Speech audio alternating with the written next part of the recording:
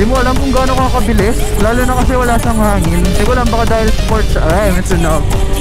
May sunog na, kwento pa rin ako, ano. Stop niya!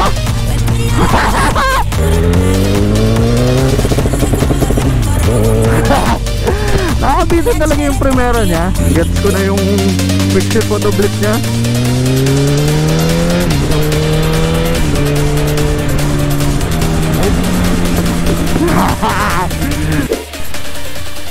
Recording super view.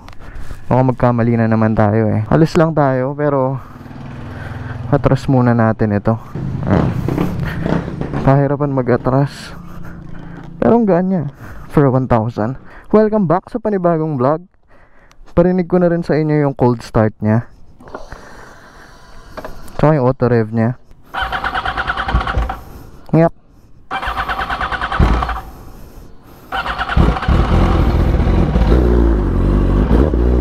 Yung auto rev niya.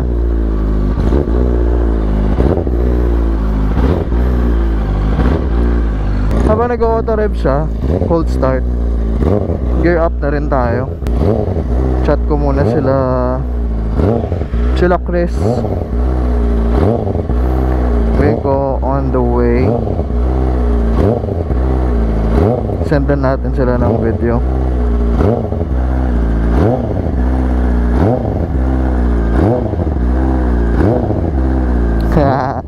Kilometers per hour na rin pala siya. Hindi ko alam kung makikita nyo, pero kung maalala nyo last time, miles pa siya. Ay na-adjust pala to. Hindi ko alam na na-adjust nun eh. So hindi ko na alam kung gaano kabilis nun. Ayoko namang mag-compute para mas makilala natin yung bike.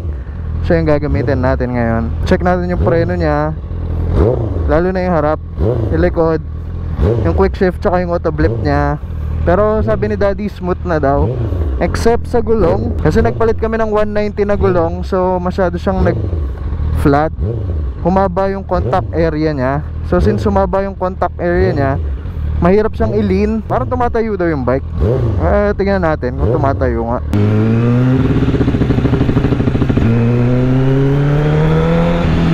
Ano yun?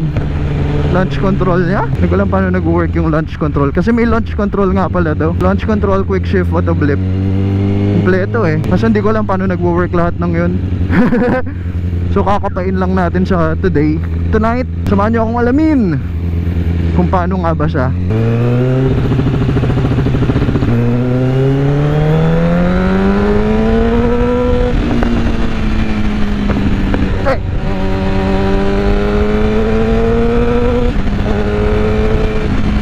Hindi umahanda rin quick shift niya, yung auto blip niya. Ayun nga, sabi ko naman sa inyo, kilalanin muna natin yung bike.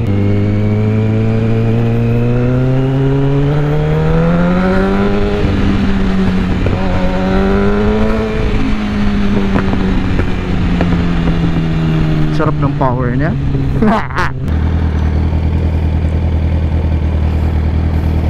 Tingnan niyo kung gaano nakakabitin yung primera niya.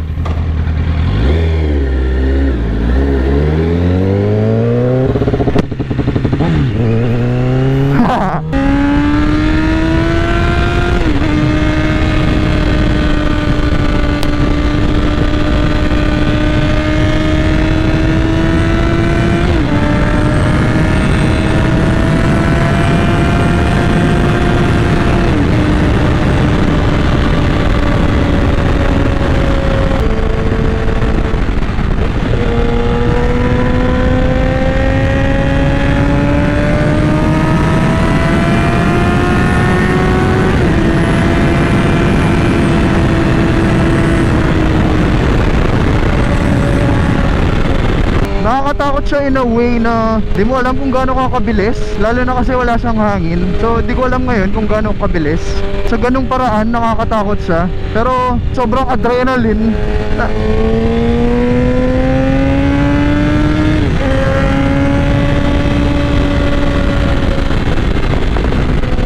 Sobrang adrenaline, nakakatakot siya. Tapos last time pala, sobrang windy nung mic ko. Hindi ko lang baka dahil sports, ay may sunog.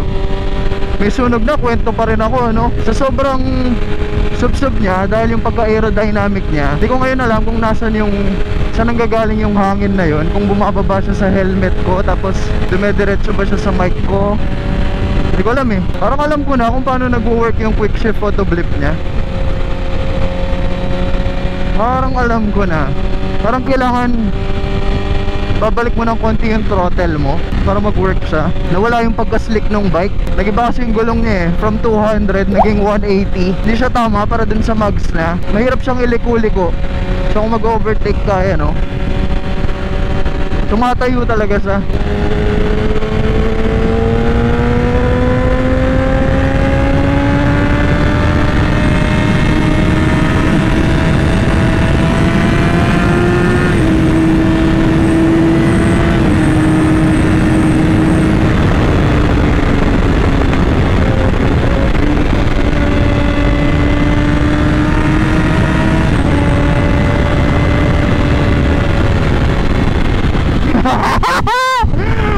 Sarap niya.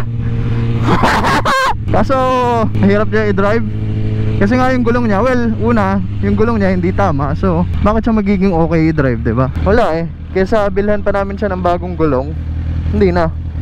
Bebenta rin naman namin eh. Hello po, Santa Claus. Tao po.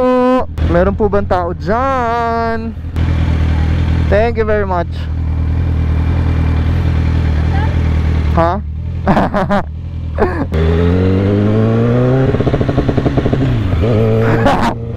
Nakakabitin talaga yung primera niya. Kailangan mo siya agad ipasok bago siya pumalo dun sa 5K na RPM. Kaya ayun o.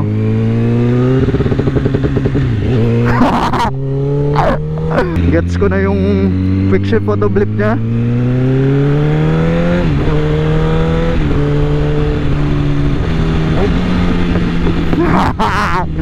Sarap na niya tuloy gamitin.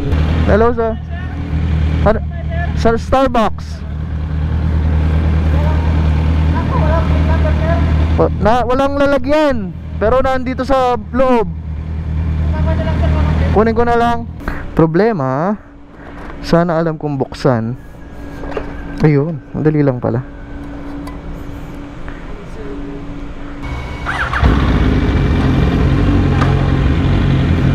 Yun na lang, okay lang Dan. Tabihan ko na lang. Talagang sinolo niya yung parking ha. Langya ka ha. Tatabihan kita. Tingnan mo naman gaano kaliit yung CB ngayon kumpara mo dun sa R1. Ayun o. Tara, akit na tayo. Wala akong dalang ano ngayon, tripod tsaka mic. So wala, after nito pauwi na lang din yan.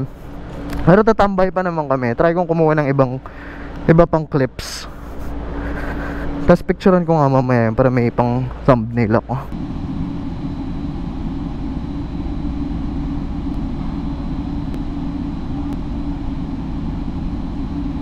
Video natin si Chris.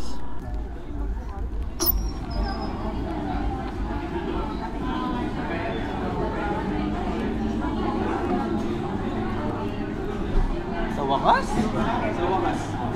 Lipat kami sa Petron. So kung mag-vape malayo ng smoking area dito.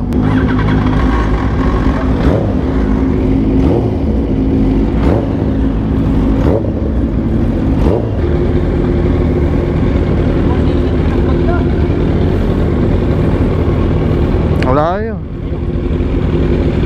Lagi kung mag-smoking area kami from dito sa Starbucks, lalakad pa kami dun sa kanto, which is masyadong malayo. Lipat na lang kami, tinake out na lang namin yung drinks. Tapos busin lang siguro namin yun. Tapos tamang vape lang. 9:15 na rin Tapos uwi na kami.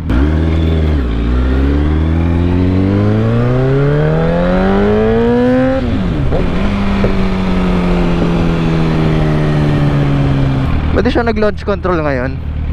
Yun ang hindi ko gets, yung launch control niya. Hindi ko alam kung paano siya i-activate, or hindi ko rin alam kung kailan siya. Dito ko na lang din tatapusin ang vlog. Maraming salamat sa panonood. Hanggang sa muli.